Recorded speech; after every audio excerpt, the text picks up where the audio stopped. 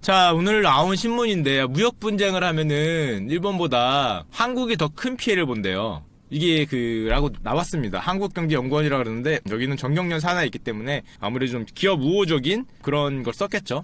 그래서 이분들이 뭐 예측한 거에 따르면은 반도체가 30%가 안 좋아지면 일본이 우리나라가 한 2% 빠지고 GDP가 일본은 별로 변동 없고 우리나라가 맞대응을 한다. 만약에 이건 한경원이기 때문에 그 정경련 입장을 좀 대변한다고 생각하고 보시면 돼요. 한국이 맞대응을 하면은 우리나라는 한 0.94, 한 1% 정도 안 좋아지고 일본은 한 1.7% 안 좋아질 거다. 45% 정도까지 빠지면은 우리나라 이만큼 빠지고 일본은 별 그게 없지만 맞대응을 하면은 우리나라는 1%, 일본은 1.3%가 빠질 거다. 자, 이제 이런 식으로 맞대응을 한 거와 안 했을 때 어떤 예상 GDP 감소를 냈어요. 이거를 딱 보면은 뭐가 생각나지 않아요? 그냥 어디서 이거 많이 보던 이렇게 4분면 나눠서 하는 거 표. 대학교 1, 2학년 때 어디선가 많이 교양 시간에 많이 듣던, 특히 경제학부생이면은 경제 원론에 나올래나 이게? 어디서 많이 듣던, 경제학 안 수강한 사람이라도 누구나 한 번은 들어봤던 이게 생각이 나죠. 죄수의 딜레마 기억이 나십니까? 요 아주 유명한 케이스가 생각이 나죠. 이거를 이제 많이 아시는데 많이 아시는 분들도 뭐가 딜레마인지를 모르시더라고요. 자, 그러면 봅시다. 이게 뭐였냐? 모르는 분도 있을 수 있으니까. 자, 은행 강도 A와 은행 강도 B가 있어요. 따로 이렇게 갇혔죠. 따로 갇혀서 형사가 짠짠짠짠짠짠 갑니다. 그래서 얘기를 해요. 자, 니네 둘이 서로 얘기가 안 돼. 서로 딴바에 갇혀있어. 이렇게 갇혀있는데 A한테 야, 니들 너는 무죄냐 이제 유죄냐를 물을 거 아니야. 자백을 할래? 무죄를 주장할래? 만약에 니가 무죄를 주장했는데 A가 불면 너는 25년이야. 난요. 골로 가는 거죠. 골로 가는 거. 죄수의 딜레마 잠깐만 설명할게요. 5분만. 네가 만약에 끝까지 무죄를 주장했는데 얘가 불었어. 불면 너는 네 인생 거기까지죠. 25년이면은 네 인생 거기까지야. 근데 얘는 불었기 때문에 1년밖에 안 받아. 근데 네가 만약에 자백을 해. 그리고 A도 자백을 해. 그러면은 둘 다 10년. 적절하게 봐줄게. 네가 만약에 무죄를 주장하고 A도 무죄를 주장하면은 니들을 어차피 유죄 추정이 안 되니까 둘 다 3년이야. 하지만은 한 놈만 불면 니들은 네 인생 거기까지다. 25년. 그러니까 좋은 말로 알고 불어서 10년 받고 끝내자. 이런 얘기를 합니다. 자, 요게 죄수의 딜레마의 가장 유명한 이 4사분면이에요. 자, 그러면은 뭐 다 기억나시겠지만은 어디를 선택할 것 같아요? 여기는 이제 뭐 예를 들면은 뭐 살인죄가 안 되고 폭행죄 뭐 이런 거만 된다는 거죠. 예를 들면은. 자, A의 입장에서 봅시다. A가 머리를 쓰죠. 이 B를 딱 봐. 그리고 B가 만약에 무죄를 주장해. 그럼 나는 뭘 해야 되냐? B가 무죄를 주장했을 때 나는 내가 자백을 하면 나는 1년이고 내가 무죄를 주장하면 나는 3년이야. 그럼 B가 무죄를 주장했을 때 A는 뭘 주장해야 돼요? 당연히 이거 선택해야죠. 요 두 개만 보면 요 두 개만. B가 만약에 무죄를 주장했다고 가정을 하면은 요 두 케이스만 보면은 1년이 짧잖아. 그러니까 난 당연히 자백을 해야 됩니다. 이 새끼가 했어요라고 불어야 된다는 거죠. 이 자식이 했어요라고 불어야 된다는 거예요. 얘가 무죄를 주장했을 때. 자, 그럼 케이스 2. 요 길로 갑시다, 이번엔. 이놈이 불었어. 이놈이 나는 어떻게 해야 돼? 얘가 부르면. 저놈이 했어요라고 부르면 나는 그 상황에서 잘못 무죄를 주장했다간 25년이니까 나도 죄송합니다라고 해야 이거잖아요. 케이스 2에서도 나는 자백을 해야 되죠. 케이스 1에서도 나는 자백을 해야 됩니다. 이해하셨어요? 이 B가 무죄를 주장하건 꼬지르건 뭐건 간에 나는 자백하고 꼬질러야 이득이라는 거예요. 은행 B의 어떤 케이스하고 상관없이 나는 자백을 해야 된다는 겁니다. 그러니까 나한테는 무조건 자백을 해야 돼요. B도 똑같죠. 뒤집으면 B도 똑같으니까 B도 무조건 자백을 해야 돼요. 자, 그러면 어딥니까? 둘 다 자백을 하니까 여기구만. 둘 다 자백을 해서 10년 받고 감옥으로 골로 간다는 게 자, 요 죄수의 딜레마의 내용인데, 자, 그럼 이게 왜 딜레마예요? 이걸 내쉬 균형이라 그러죠. 조금 이따 이게 균형점이라는 거잖아. 상대가 뭘 할지를 노려본 다음에 얘가 하는 거에 따라서 나의 행동을 정했더니 자백이고, 얘도 얘가 하는 거에 따라서 나의 유리한 행동을 정했더니 자백이야. 둘 다 자백을 해서 여기가 균형점이 나왔어. 경제학적으로. 오케이, 그럼 여기가 됐구만. 근데 뭐가 딜레마예요? 그쵸. A도 B도 가장 최선의 결과를 선택을 했는데 자기가 보기에는 잘 보면 이게 있잖아. 이게 있잖아. 나는 최선의 결과를 선택하고 B도 최선의 결과를 선택했는데 결론적으로 최선이 아니죠. 이게 딜레마인 거예요. 아니, 야, 잠깐만. 나는 최선을 선택하고 쟤도 최선을 선택했는데 최선 더하기 최선이 아닌 거예요. 여기가 최선인데 개인의 최선이 이 전체 그룹의 최선이 아니다라는 게 이게 딜레마인 겁니다. 한마디로 뭐 아까 전에 뭐 이제 경제학적으로 하자면 요게 가장 높은 효율성이 있는 데잖아요. 파레토 효율이라 그러죠. 이게 가장 효율이 있는 선택이 있는데 글로 못 간다는 거예요. 각자의 최선을 주장했을 때, 각자의 최선을 선택했을 때 전체적으로는 최선의 이득이 안 난다는 겁니다. 이게 뭐 굉장히 어렵게 들리지만 굉장히 많은 상황에서 나오는데 이게 뭐예요 사실? 이게 게임 이론이라는 거죠. 게임 이론. 얘가 뭐 한 거에 따라서 내 행동을 정했는데 그게 이쪽이었어. 근데 알고 보니까 그게 최선이 아니었어. 이런 게 나오는 겁니다. 자, 그럼 이게 저딴 얘기를 왜 하느냐? 기억나시죠, 이분? 세기의 천재라고 불리는 내쉬입니다. 존 내쉬란 내쉬 아저씨인데 그 전까지는 어떻게 생각했냐면은 너와 내가 최선의 활동을 하고 최선의 활동, 너도 최선, 너도 최선, 너도 최선 다 최선을 하면은 당연히 그 합은 최선일 줄 알았는데 알고 보니까 서로가 다 최선의 선택을 하도록 그 합이 최선이 아니라는 거냐? 그게 딜레마라는 건데 그거를 하나 진짜 22살에 그거 하나 발견해서 노벨상까지 받았어요. 22살에 제가 알기로 20X페이지짜리 정말 짧은 요만한 논문 하나 냈는데 그걸로 60인가 80인가까지 가서 노벨상을 받는데 존 내시 아저씨인데 영화도 있죠? 보셨어요? 뷰티풀 마인드? 굉장히 명작 영화죠. 뷰티풀 마인드라고 이 아저씨의 일생을 그린 영화가 있는데 이 영화에서 다른 장면은 뭐 여러분들이 가서 보시고 딱 요 한 장면이 나옵니다. 아리따운 여성이죠, 여성. 남자 아니지. 아리따운 여성 4분이 계십니다. 이게 이 영화에서 가장 핵심적인 장면이에요. 가장 아리따운 4분이 나옵니다. 4분. 그래서 내쉬하고 이제 내쉬 이제 형 친구들이 저쪽에 테이블에 앉아서 와 우리 대쉬해보자라고 얘기를 하는데 가장 아름다운 분이 자기들이 보기에 한 분 있고 나머지는 그냥 좀 평범한 분들이 있었어요. 내쉬가 생각을 하는 거예요. 그때 앉아서 그때는 이제 뭐 나는 왜 이렇게 무능력할까 이런 생각인데 우리 모두가 가장 아름다운 가장 최선의 결과 이 금발 가장 아름다운 이분한테 4명이 대쉬를 하면은 넷 중에 1명만 되고 3명은 불행한 거죠. 넷이 다 최선의 선택을 했는데 1명만 선택이 되고 3명이 불행하니까 이거는 최선이 아니다. 우리의 최선은 뭐다? 이분을 버리고 딴 데로 가는 거죠. 이분을 버리고 가장 예쁜 거에 대한 그걸 버리고 에이씨 양보를 해야 되는 겁니다. 누군가가 우리의 욕심을 버리고 옆에 있는 그 좀 선택했을 때 이 그룹 전체에 봐서는 다 쌍이 생기니까 다 이 가장 최선의 결과가 나온다. 이거를 얘기를 하는데 이 얘기를 하면서 그 영화를 보면은 갑자기 앉아서 씩 웃으면서 당신은 틀렸어요 이런 말을 합니다. 누가 틀렸다는 거예요? 우리 모두가 최선의 선택을 했을 때 그 결과가 최선의 값이 아니라는 걸 얘기하면서 누가 틀렸다? 나오죠 영화에 보면. 아담 스미스 당신은 틀렸어요 이렇게 얘기하죠. 아담 스미스가 얘기한 게 레세페 놔두라는 거잖아요. 자유방위물에서 개인이 다 이기적이고 최세 선택을 하면은 사회 부가 올라갈 거라는 건데 아담 스미스 당신은 틀렸어요 이런 얘기를 합니다. 이 영화에서 보시면은 딱 거기가 이 영화의 이제 가장 하이라이트인데 합리적인 뭐 개인이 가장 최선의 활동을 해도 안 된다는 거죠. 정말 천재로 유명했어요. 천재로. 그 영화 보시면 알겠지만은 정신병이 있었죠. 이 뭐랄까? 자기가 보는 게 영화를 스포를 하는데 이거 스포였어. 그런데 평생 환상을 보셨습니다. 그러니까 자기가 자기를 못 믿어요. 무슨 말이냐면은 자기가 눈을 뜨고 누굴 보잖아. 그럼 앞에 누가 있잖아요. 근데 그게 환상인지 실제인지를 구별을 잘 못했다. 실제로 정신병원에서 제가 알기로 9년인가 있었어요. 자기가 스스로 얘기를 해요. 나는 내가 보는 게 실제인지 환상인지 구별이 안 된다. 아니 그 영화에서가 아니라 실제로 마지막에 그런 내용을 합니다. 자기가 보는 게 실제인지 환상인지 구별을 못하기 때문에 자기는 실제와 환상을 의도적으로 논리적으로 구분하면서 생활하려고 노력을 했다라는 얘기를 해요. 정말 신기한 사람이죠. 앞에 누가 보이는데 그걸 믿질 않는 거야. 저게 실제 사람인지 가짜 사람인지 자기는 모르기 때문에 이런저런 걸로 실제인지 가짜인지 판단하려고 노력을 많이 했다라는 그런 얘기를 하는데 그러다가 결국엔 노벨상도 받고 정신병원으로 정신병에 들어갔다가 나중에는 노르웨이에서 아벨상 이제 수학의 노벨상이죠. 수학 관련 상을 받다가 돌아오는 길에 교통사고가 나서 돌아가시는데 이 형의 이게 유명합니다. 이게 뭔지 아세요?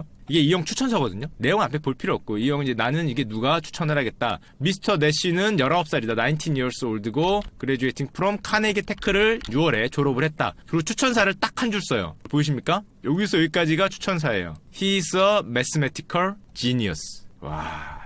이렇게 지금 교수님 추천서거든요. 요게 추천글이에요. 요게 나머지는 다 그냥 어디 출신 누구고 난 누구 이거고 딱 한 줄 써서 보내줬어요. He is a mathematical genius.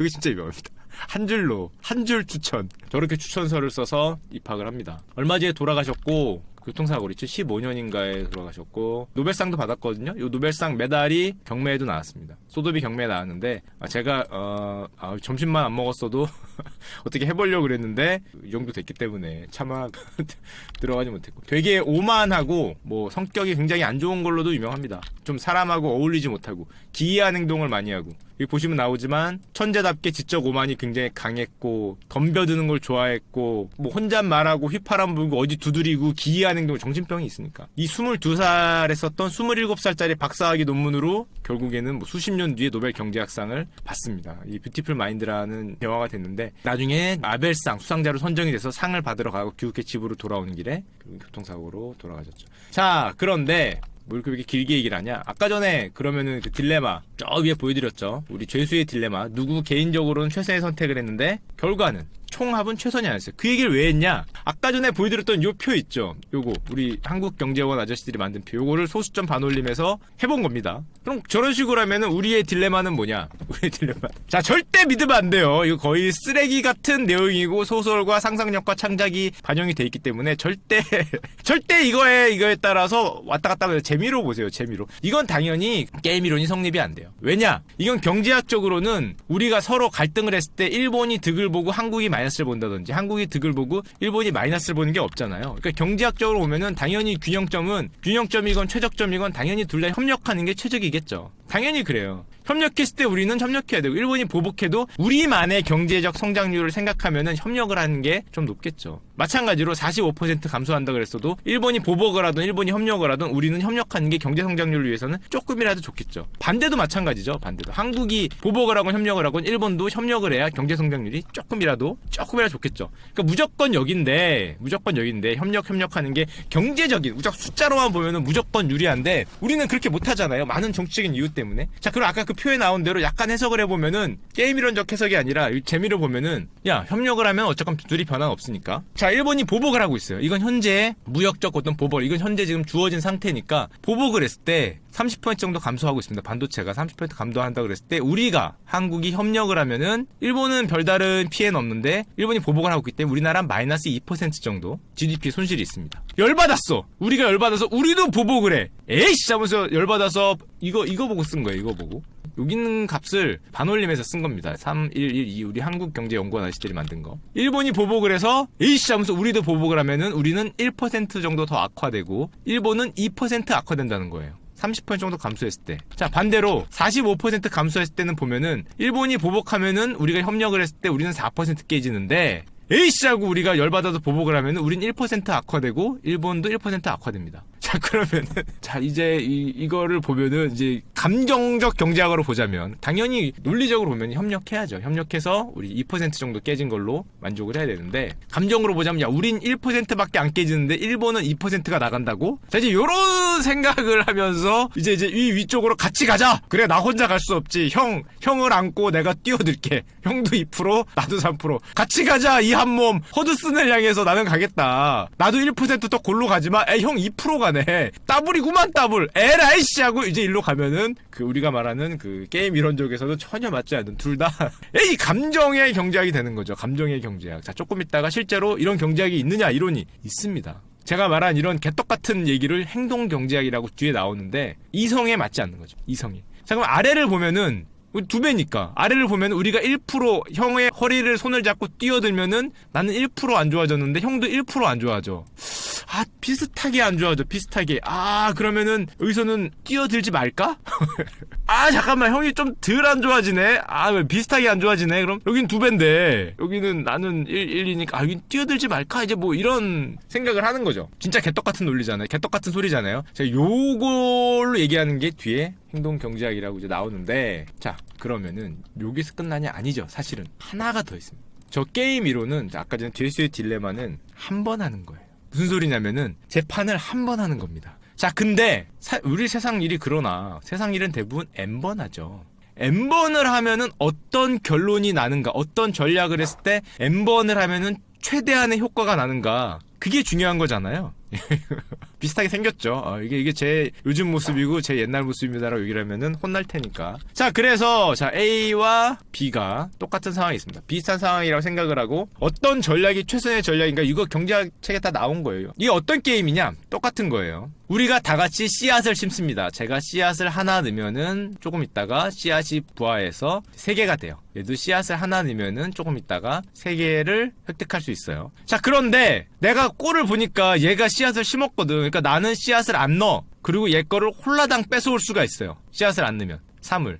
숑 뺏어오는 경우가 생깁니다. 자, 그게 요 탭인데요. 한마디로 서로 협력해서 하나씩 씨앗을 넣으면은 3개를 득하니까 내가 넣은 거 하나를 빼면은 2개가 나옵니다. 마찬가지죠. 이 형도 2개가 나와요. 근데 이 형은 하나를 넣었어. 근데 나는 하나도 안 넣다가 눈치를 봐서 넬론 뺏어와 배신을 하면은 나는 3이 됩니다. 이 형도 마찬가지죠. 제가 씨앗을 하나 넣었을 때 씨앗을 안 넣고 있다가 내 거 넬론 뺏어오면 배신을 하면은 3이 돼요. 서로 그래서 서로 씨앗을 안 넣고 하나도 안 넣은 다음에 눈치만 보고 서로 뺏으려고 그러면 서로 0, 0이 돼서 저 머나먼 곳으로 자 골로 가는 겁니다. 자 골로 가는 건데 이럴 경우에 과연 최적의 전략은 무엇인가? 답이 있어요. 답이 있는 문제예요. 최적의 전략은 무엇인가? 많이 반복했을 때 이걸로 노벨 경제학상이 나오고 그럽니다. 자 봅시다. 자 나가 슈카죠. 자 슈카는 당연히 처음에 일단 배신을 때려봅니다. 상대는 저의 나쁜 마음을 모르고 협력을 하죠. 그래서 저는 하나도 안 넣고 3개를 얻었어요. 슈카는 3을 획득했다.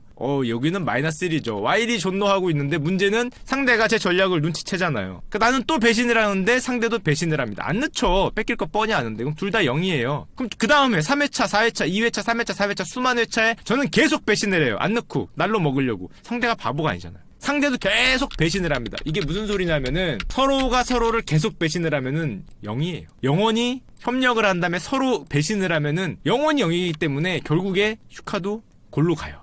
한마디로 상대가 처음엔 협력을 한 다음에 배신에 뒤통수를 맞으면 응징에 들어오면은 골로 가요. 자 그러면은 00000 계속 가니까 계속 000 가니까 참지 못하고 손을 내밉니다. 협력. 근데 아직 상대는 모르죠. 제가 협력한지를. 상대는 배신 카드를 냈는데 협력을 하니까 이번엔 상대가 3을 획득을 해요. 화해를 하죠.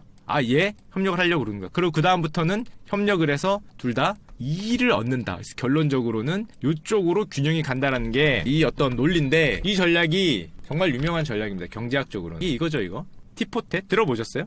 저런 전략에 있어서는 최선의 전략이보다 이겁니다. 경제학적 숫자로만 따지면은 처음에는 무조건 협력하라. 배반이 들어오면은 응징합니다. 처음에는 씨앗을 내줘요. 상대가 배신하면 나는 마이너스 1이고 상대는 3이지만 한번 내봐. 배신하면은 그 다음에 나도 배신하는 거. 응징하는 거. 같이 눈에 눈은 이에는 이 티포텟이죠. 그대로 응징을 하다가 상대가 하고 마지못해서 화해가 들어오면은 이번엔 내가 3이고 상대가 마이너스 1인데 그 다음부터는 다시 하나씩 내줘서 결국에는 2와 2를 계속 얻는 전략하는 겁니다. 그리고 4번이 중요하죠. 오해하지 않도록 전략을 바꾼다는 건데 이게 그냥 책에서 나온 전략이 아니라 실제로 있었던 경기예요. 어떤 사람이 대회를 엽니다. 그리고 프로그램에 아까 똑같아요. 아까 제가 말한 거하고 똑같은 규칙으로 0부터 1000점까지 가나고 서로 협력을 하면은 몇 점을 받지만 배반을 하면은 점수가 낮고 한쪽이 협력 한쪽이 배반이면 아까 전에 똑같은 걸로 대회를 해요. 14개의 프로그램 14개의 어떤 규칙을 짜서 들어와라. 1차 대회 아무거나 짜서 들어오라는데 1차 대회 우승이 아까 전에 티포텟이었습니다. 이래서 유명해졌어요. 한 차례의 응징 후에는 용서하면은 다시 협력한다. 이 전략이 티포텟 전략이었는데 이거 하나로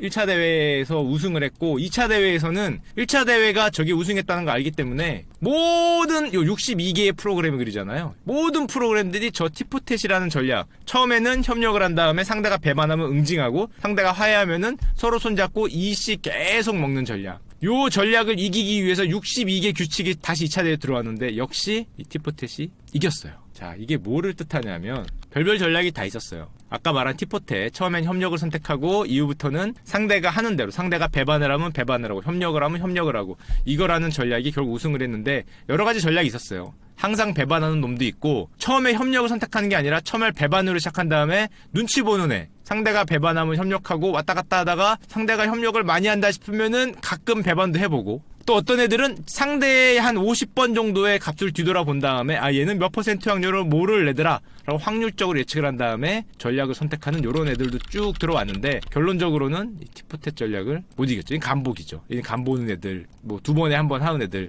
근데 이 전략이 인기가 없습니다. 실제 현실에는. 왜 인기가 없겠어요? 중간에 나오죠. 요게 문제입니다. 요게. 요 티포텟이란 전략은 상대보다 한 번도 좋은 점수를 얻지 못했어요. 이게 무슨 소리냐면은 1대1로 싸우는 경우에 한 번도 그러니까 지금은 n번 싸우니까 상대가 계속 바뀌잖아요. 어느 경우에도 상대랑 같이 점수를 얻을 뿐이지 그러니까 이게 지금 한일 그걸 얘기하는 게 아니라 게임 이론만 얘기하는 거니까 이론적으로 보면은 이 티포텟이란 이론은 상대보다 좋은 점수를 절대 얻지 못합니다. 무슨 소리냐면은 상대가 A, B, C, D, E 쭉 가서 Z까지 있잖아요. 근데 나는 이 모든 애하고 이 전략으로 싸우면은 한 번도 이 얘네하고 싸울 때 A하고 나하고 싸울 때 나하고 B하고 싸울 때 나하고 C하고 싸울 때 한 번도 내가 A나 B나 C보다 점수를 높게 얻지 못해요. 같이 얻을 뿐입니다. 같이. 근데 그럼 이게 왜 좋은 전략이냐? 문제는 이 모든 싸움이 다 끝나고 A에서 Z까지 싸움이 다 끝나고 이 싸움에서 얻은 값을 합하면은 누적 점수에서는 항상 1등이라는 겁니다. 그러니까 이게 문제는 현실에 뭐 굳이 얘기해보자면 내가 누구랑 싸우는데 쟤보다 못 이겨. 항상 못 이겨. 같이 갈 뿐이야. 왜냐면 나는 2개 먹고 얘도 2개 먹잖아요. 내가 3개 먹는 경우가 없거든. 얘보다 많이 먹는 경우가 없어요. 계속 2개를 먹는 전략인데 문제는 요 A하고 B, C, D 이런 애들은 3개도 먹지만 가끔 마이너스 1개도 먹거든. 그러니까 결국 누적적으로 보면은 이 티포텟이란 전략이 1대1 말고 누적으로는 이긴다는. 근데 이제 인기가 없지. 왜 인기가 없냐? 당연히 이렇게 1대1로 붙었을 때 지니까. 지거나 왠지 양보하는 것 같잖아. 그렇기 때문에 이 전략 자체가 현실에서는 인기가 없었는데 이걸로 얘기를 많이 합니다. 이걸로. 이게 뭐냐면은 우리가 좋아하는 전략. 자, 이게 중국이거든요. 여기 무림입니다. 무림. 자, 여기에 명교가 있고요. 골륜파 있죠. 자, 여기에 해남파, 여기 화산, 소림 이런 형들이 있습니다. 자, 이렇게 쫙 무림의 지도가 있는데 여기서 처음에는 다 손을 잡고 있죠. 다 협력을 하고 있습니다. 협력을 하고 있는데 문제는 배신을 했을 때, 아까 말한 배신을 했을 때 3이라는 값을 없잖아요. 그게 너무 짭짤해. 그게 너무 짭짤하니까 배신을 하는 애가 생겨. 다 협력적인 애들이 있을 때는 배신을 하는 애가 이득을 보게 돼 있습니다. 게임 이론상. 모두 다 협력적인 애가 돼 있을 때는 배신을 하는 사람이 이득을 보니까 배신을 해요. 그 틈을박이를 타고 일어나는 애들이 꼭 생겨요. 그래서 너도 나도 배신을 해. 이게 무림에 피바람이 불죠. 무림에 피바람이 불면서 지금 너도 나도 다 무조건 협력을 하는 때니까 그 틈을 파고든 애들이 생기면서 무림에 혼란이 오고 통술치 애들이 계속 생기니까 당연히 전략을 바꾸죠. 얘들이 처음에는 다 협력적인 애들만 있다가 이런 애들이 생기니까 아까도 얘기했듯이만 응징을 하는 애들이 생깁니다. 마이너스로 들어온 애는 마이너스로 응징하고 플러스로 들어온 애는 협력을 해주고 아까 티포텟처럼 협력을 처음에 제시하되 반격을 하면은 바로 응징을 하는 게 생기죠. 그게 뭐예요? 결국은 나중에 무림은 길게 봐서 무림은 결국 어떻게 돼요? 그쵸? 무림맹이라는 게 생기잖아. 무림맹. 무협소설 많이 보신 분들은 다 아시죠? 결국 무림맹이 생겨요. 뭐냐? 연합이 생깁니다. 연합이 생겨서 이런 애들한테 처절하게 복수하죠. 대신에 얘네가 후에 회개하면 받아들이고 개기면 복수하고 결국엔 그래서 또 무림맹이 생겨서 티포텟 같은 전략으로 받아주는 애들이 또 정권? 이 무림을 잡습니다. 물론 장무기 같은 영웅이 등장하지만 무림을 또 잡아요. 또 오래 잡고 있으면은 당연히 그게 그렇게 되니까 이제는 다 또 협력하는 애들로 바뀌어. 또 시간이 오래 지나서 다 협력하는 애들만 생기면은 이번에는 배반하는 그 가치가 올라가니까 또 누군가 배반을 합니다. 그럼 다시 거기서 응징이 들어오고 그럼 결국엔 다시 무림명이 생겨. 이게 이제 반복된다는 게 아까 전에 이제 그런 논리인데 조금 더 쉽게 보면 이거 생각하면 돼요. 야, 사교육을 고액과외를 받는데 이게 나고 어떤 A입니다. 나는 고액과외를 받고 누군가는 과외를 안 받으면 쪽집게과외를 받고 누군가 쪽집게과외를 안 받으면 나는 개이득이야. 내 성적이 3이 올라. 나는 쪽집게과외를 안 받고 상대가 쪽집게과외를 받으면 상대 성적이 3이 올라요. 나도 받고 얘도 받으면은 서로 1밖에 안 오릅니다. 퉁쳐져서. 그러면 둘 다 쳐놀면 2가 되죠. 과외 안 받고. 그럼 어디에요 사실은? 최선은 여기야. 둘 다 쳐놀면 사실은 최선이라고. 공부를 할 필요가 없는 거지. 둘 다 놀면. 그래서 여기가 어떻게 보면 뭐 어려운 말로 뭐 파레토 효율 뭐 이런 건데. 근데 사실은 생각해보면은 얘가 놀 때 나는 공부를 하는 게 이득이고 얘가 해도 나는 하는 게 이득이니까 균형은 일로 갑니다. 너도 하고 나도 하고. 그러니까 너도 하고 나도 하는 나는 나름대로 합리적인 선택을 했는데 전체 너와 나의 합계로 보면은 별로 합리적이지 않은 결과가 나오게 돼요. 그러니까 사실은 쳐노는 게 이 가장 그 파레토 효율적인데 그렇지 않고 너도 할 수 없이 나도 하고 결국 뭐라 그래요 사람들이. 학부모 학생들은 난 하기 싫은데 난 하기 싫은데 나 저 새끼가 하기 때문에 안 할 수가 없다.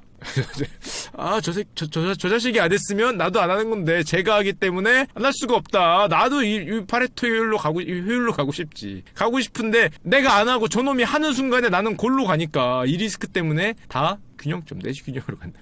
근데 결국 개인의 합리적인 선택이 사회적 국가적 차원에서 보면은 비합리적인 집단적 주술로 간다. 이제 그건데 그러면은 사회 전체로 보면은 어떻게 해야 돼요? 일로 내리려는 노력을 해야겠죠.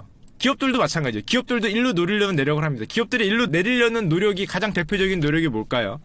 치열하게 경쟁을 하다가 일로 내리려는 노력. 몰래 서로 입을 맞추면 되죠. 야 너도 무죄 나도 무죄하자. 야 우리 못 본 거다. 아우 야 못 봤다. 눈 감자. 절대 배반하면 안 돼. 담합으로 갑니다. 절대 배반하면 아니면 누가 뒤에서 찔러주죠. 야 저 새끼 무죄했어. 저 새끼 모른다 했어. 누가 찔러주거나.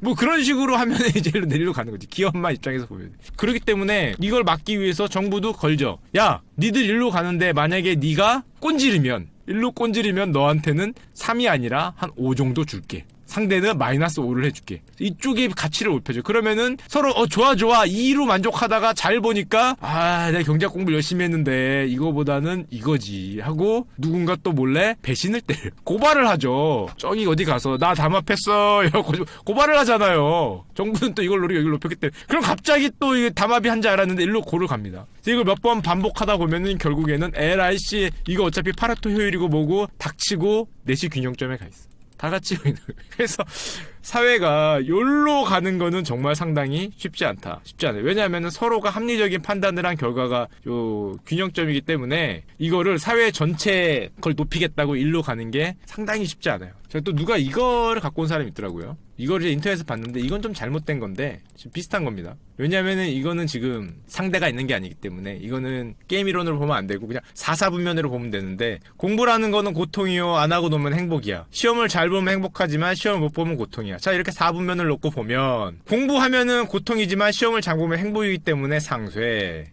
공부하면 고통이고 시험 못 보면 고통이야. 공부 안 해서 시험까지 못 봤으니까 개손해. 안 하고 놀아서 행복했는데 시험도 잘 봐. 와식 개이득. 개이득. 근데 안 하고 놀았는데 시험도 못 봐. 놀았으니까 뭐 억울하질 않아. 상쇄. 그러니까 여기는 상쇄고 자 여기는 개손해니까 결국엔 우리는 공부하면은 상쇄나 개손해고 안 하고 놀면은 개이득이거나 상쇄니까 우리는 안 하고 놀아야 된다.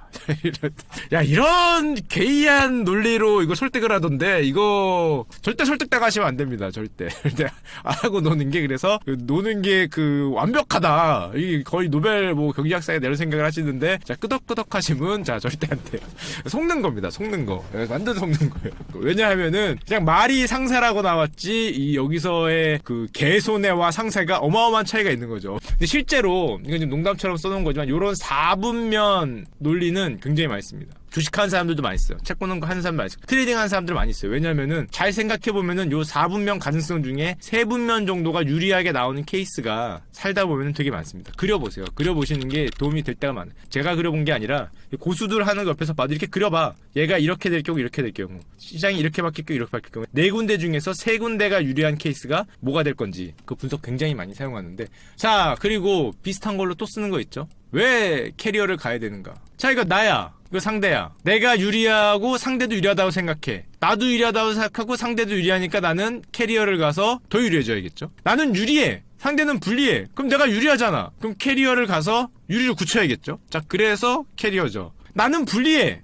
상대가 유리하잖아. 역전해야 될 거 아니야. 뒤집어야지. 질럿만 보내도 뒤집히나. 그래서 캐리어를 가야 됩니다. 여기는 조금 의문이긴 한데 둘 다 불리하거든? 둘 다 불리하면 그냥 싸우면 되는데 둘 다 불리한데 싸우면 되는데 서로 역전해보겠다고 캐리어 가죠. 자 그래서 합리적인 선택과 파레토 효율적으로 이제 전부 다 캐리어를 가시면 됩니다. 그래서 이제 이거를 깨달으신 그때 저희 캐리 형님이 괜히 캐리어를 외치는 게 아니다. 경제학을 훌륭하게 잘하신 거예요. 공부 많이 하신 분이야. 캐리어를 외친 게 다 이유가 있다고. 그래서 다 이유가 있는 거예요. 아주 게임 이론에 정통하신 게 아닌가라는 생각을 우리 캐리 형님. 그래서 캐리어를 외친 게 아닌가. 자 그런데 아주 결론적으로 아까 말했듯이 게임 이론은 뭐다? 단순하게 한자로만 표현하면은 최적화 이론. 내가 뭐를 선택한 게 최적화될 거냐는 건데 예전에 최적화라는 거는 상대가 어떻게 하는 걸 고려하지 않고 어쨌건 수학적 이런 모델에 따른 결론값을 구했거든요. 이제는 근데 상대의 반응을 고려하잖아요. 저놈이 어떻게 할 건지 저놈이 어떻게 할 때 극대화시키는 값이 나올 건지 요거를 구하는데 자 그러다 보니까 이제는 하나 더 나갔어요. 요즘 트렌드는 뭐냐 요런 말이 나옵니다. 애들이 하는 걸 보니까 절대 이성적이지 않더라. 이런 생각을 하면서 요런 어디서 많이 보신 걸 거예요. 요런 말들이 나오고 있어요. 이게 뭐냐? 기존 경제학에 따르면은 이게 이렇게 돼야 되거든요. 이렇게. 왜냐면 탄기 효용이 체감하니까 이렇게 돼야 되는데 사람들이 10을 얻거나 15를 얻었을 때 이 정도 효용을 얻었는데 불과 이 정도 손실에 대해서는 엄청나게 디프레스 된다. 기억나세요? 손실에 대해서는 굉장히 안 좋은 걸 많이 느낀다. 이거 들어보셨죠? 이득에 대해서는 별로 안 기쁜데 손실 나는 거에 대해서 너무 가슴 아프단 말이야. 너무 가슴 아파. 이득 나는 것보다 손실 나는 게 무려 2배의 고통을 줍니다. 행동 경제에 따르면 여러분들이 그렇게 느낀대요. 자, 그리고 하나를 더 봅시다. 확률이 있는데 확률이 작은 거는 굉장히 높게 평가해. 확률이 높은 거는 굉장히 과소평가합니다. 자, 이게 진짜 그러냐? 자, 요걸 보면 알 수 있어요. 사람들이 그 교과서에서 가장 많이 나온 게 이거죠. 자, 여기서부터는 여러분들이 답을 하시면 됩니다. 가장 많이 나온. 자, 이게 A고 이게 B예요. 뭐를 선택하겠습니까, 여러분 같으면? 100% 확률로 50만 원을 줘요. 절반의 확률로 100만 원을 줍니다. 기대값은 둘 다 50이에요. 아, B죠. B가 훨씬 많이 나오죠. 행동 경제학에 따르면 이겁니다. 사람들은 100%로 50만 원을 주는 걸 훨씬 더 많이 선택한다는 거예요. 왜냐하면은 이거는 50% 100만 원을 잃지만 반대로 얘기하면 50%로 남들에 비해서 마이너스 50이잖아요. 남들은 받는데 자기는 못 받는 이 고통을 느끼기 싫은 거야. 와, 진짜. 회사 사람들이 10명이 다 50만 원 가져가는데 나는 A 뽑았다가 0이면은 막 이렇게 된단 말이지. 자, 요게 감이 안 온다. 제가 그럴 줄 알고 감이 확실하게 나오는 걸로 하나 만들어 왔습니다. 자, 갑시다. 똑같아요. 기대값은 대충 다 50만원이야. 자, 50%로 100만원, 30% 170만원, 40% 125만원, 20% 250만원, 10%로 500만원 있습니다. 10% 500만원 있어요. 자, 1% 5천만원 있습니다, 형님들. 자, 1% 5천만원 있어요. 자, 이럴 경우에 어디로 가느냐? 어디로 가겠습니까? 자, 여기로 가죠. 이게 뭐예요? 물론 정확치는 않아요. 이제 장난치려고 해놓은 거고, 확률이 낮은 거에 대해서. 여기로 들어. 이게 물론 금액 차이가 있기 때문에 정확한 건 아닙니다. 그냥 웃으시라고 만들어 놓은 거니까 절대로 어디 가서 이딴 식으로 설명하면은 딱이 맞습니다. 너도 나도, 아직도 이거 아닌 것 같다. 아, 형 아니야. 1%로 5천만원. 야, 이거는 그냥 50만원 받는 게 합리적인 판단이겠죠. 이래도 감이 안 오시는 분은 자, 이걸 보시면 됩니다. 그쵸? 0.01% 50. 자, 어디로 가겠습니까, 여러분? 자, 확실하지 않은 분들을 위해서 선택을 확실하게 해놨습니다. 0.01% 50억 있습니다. 0.01% 50억. 자, 어디로 가겠습니까? 사람들이 복권을 하는 이유죠. 행동경제학에서 이런 거 얘기하는 거예요. 합리적 개인이라면은 이게 49억이라고 하면은 당연히 일로 가겠죠. 근데 우리는 일로 가죠. 물론 이게 이제 가치의 크기 때문에 정확한 이유는 아닌데 되게 우스문수 얘기하지만 이런 행동경제학 유명하죠. 너찌라는 책이 교수님이 쓴 책인데 이걸로 노벨 경제학상을 받았어요. 별거 아닌 거라면 죄송하긴 하지만 별거 아닌가요도 노벨 경제학상 이 책에 이제 그런 내용 나오는 거예요. 사람들이 이렇게 생각하니까 그렇게 하더라. 물론 이거 저건 앞에 있는 얘는 정확한 예가 아니에요. 왜냐면은 금액이 커진 거에 따라서 그 말씀하신 대로 효용함수가 달라져서 그렇긴 한데 쉽게 이제 그냥 들으라고 말씀드린 거고 사실은 이 내용이 가장 많이 쓰인 게 이 책입니다. 제가 중학교 때 나왔던 것 같은데 제가 중학교 때 이 아저씨가 무신론자여서 그거만 빼고 그냥 과학적 그거 내리면 제가 중학교 때 이거 읽고 그 다음에 뭐지 내 유전자 안에 없단가 아마 그런 반박책도 나오고 막 그랬어요. 그 당시에 뭐 이런 대로 책이 나왔던 건데 이 도킨스 형의 이기적 유전자가 이제 이런 내용을 담고 있죠. 유전자가 게임을 한다는 거죠. 게임 이론을 해서 많은 n번이잖아요. 유전자는 사실상 몇 억 년 정도 n번의 게임을 해서 우리 유전자가 결론을 낸다. 이제 그런 내용을 갖고 있는 이 형의 책은 근데 그렇게 추천드리지 않습니다. 상당히 내용이 좀 그 논리만 빼고 내용 자체는 좀 편향돼 있죠. 이 책이 그렇다는 게 아니라 이 형에 대해서는 굉장히 싫어하는 형들이 많기 때문에 내용 자체가 편향돼 있다고 느낄 수도 있어요. 이렇게 불편하실 수도 있습니다. 제가 이거는 실화인데 제가 4대4 미팅에 나간 적이 있어요. 제가 이때 주선이었습니다. 한치의 거짓이 없는 실화예요. 4대4 미팅에 나간 적이 있다. 전 주선이었어요. 4명에 포함이 안 됐죠. 자, 나가서 옛날에는 뭘 했냐 하면은 그때는 학고팅 이런 게 있었어요. 갑자기 기억이 났어. 학고팅. 기억이 나십니까? 옛날엔 뭐 그런 것도 있었어. 짝대기 팅에서 하나 둘 셋 하면 사랑의 짝대기 가르치고 와 지금 생각하면 진짜 부끄러워서 저 짓을 어떻게 했을까 싶은데 그때는 커피숍이 아니라 카페죠. 카페. 다방에 앉아서 이렇게 4명 앉은 다음에 사랑의 짝대기 하고 그랬어. 야, 지금 생각하면은, 이거 인권 모독 아니냐, 이거? 야, 4명이? 야, 이거 한 명도 안 가리키면 어떡하라고. 이거 인권위원회 지금은 신고할 것 같은데, 옛날엔 그랬어요. 짝대기 가리키고, 야. 피도 눈물도 없었던 시절인데, 피도 눈물도 없었어요.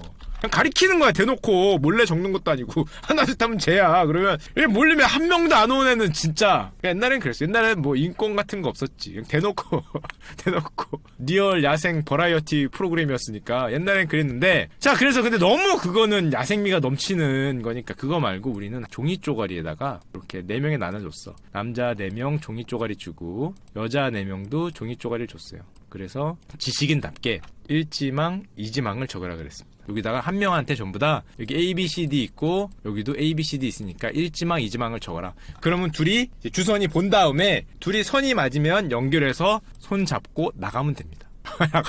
그것도 진짜 잔인하다 지금 생각해보면. 야, 그 자리에 손 잡고 났어요. 피도 눈물도 없죠. 딱 주선이 봐서 얘 1지망과 얘 1지망이 겹치잖아요. 그럼 손 잡고 나갔어요. 손 잡고 나가는데 어떤 일이 벌어졌냐, 제가 주선이었으니까 이 4명의 답안지를 다 봤습니다.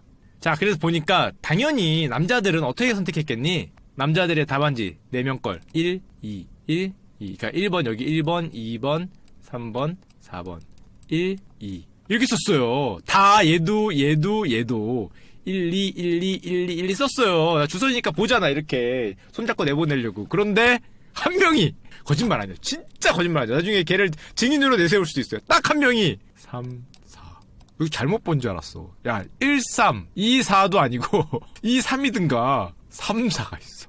3, 4가. 이걸 보고 처음에는 이거 잘못 썼나? 이거 뭐 잘못 썼나 하고 봤더니 그게 이제 우리 다 친구니까 모 방송하는 S 분인데 아니 이분이 3, 4를 썼어. 야, 그땐 몰랐지. 이게 뭐 하는 놈인가? 야, 눈이 없나? 눈이 잘못된 거 아닌가? 지금 생각해보면은, 아까 여러분 다 배웠죠? 내시균형을 파레토 효율로 옮기기 위한 최적의 선택을 해주신 거죠. 이제는 제가 무슨 말 하는지 알죠? 균형점이 여긴데, 최적의 효율은 여기잖아요. 우리 내시형이 22살에 이걸 깨달아서 논문을 쓴다며 노벨상을 받았거든? 금발 여자를 보다가, 아담 스미스는 틀렸어! 한마디를 하면서, 옆에 있던 조금 들리쁜 누나들의 우리 가자, 그래갖고 그거를 논문으로 썼다가, 노벨상을 받았어요! 22살에 우리 존 내시형이. 아담 스미스, 아리따운 분을 보다가 왜 갑자기 아담 스미스가 틀렸다 그런지 모르겠지만, 영화를 보면 나오죠. 아까 설명드렸죠? 한마디로 우리는 전부 지금 내시균형에 빠져있다. 파레토 효율로 가야 되는 거 아니에요? 3, 3을 얻어야 되는 거 아니야. 모두가 10년형을 받기보다 3년, 3년으로 줄이는 3, 4를 누군가 해야 되는데 현실에서는 이게 어렵거든. 누군가 양보를 해야 되고 누군가 얘기를 해야 되는데 얘는 그때가 21살인가 그랬는데 3, 4를 선택한 진정한 이 게임 이론의 실천자가 있었어요. 그땐 몰랐지. 그땐 정말 이런 애가 다 있어라는 표정으로 처단을 받는데, 그리고 그때는 걔가 나중에 물어봤거든. 왜 이걸 선택했냐 그랬더니 어차피 안 될 거 있다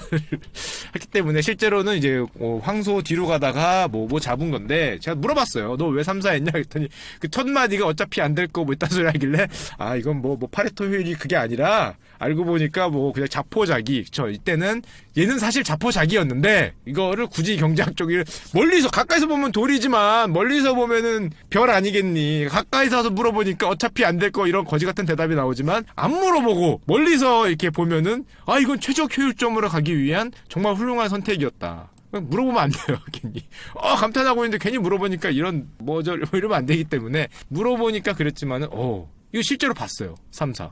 어떻게 됐냐? 3하고 손잡고 나갔어.